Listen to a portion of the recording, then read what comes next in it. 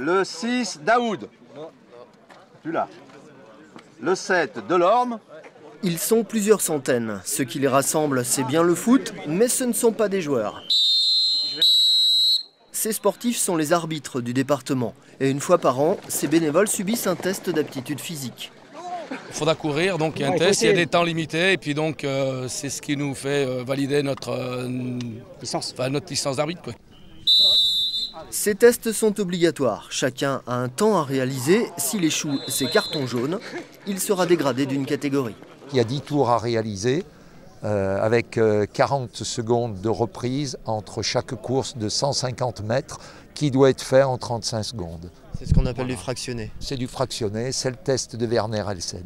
On en attendait 500, mais seuls 300 arbitres ont répondu présent cette année. Pour les autres, carton rouge. Alors il y a quelques absents, il y a des gens qui n'ont pas validé leur dossier médical, il y a des gens qui n'ont pas renouvelé leur dossier de licence.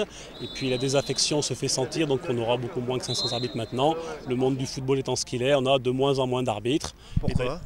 Alors, le problème, certains du sérieux, d'autres des kilomètres, d'autres de la violence, d'autres de la mauvaise image que le foot professionnel arrive à lancer et qui a forcément un impact chez nous. Le foot aujourd'hui n'a plus l'image qu'il avait avant et donc forcément la désaffection se fait aussi bien chez les joueurs que malheureusement chez les arbitres.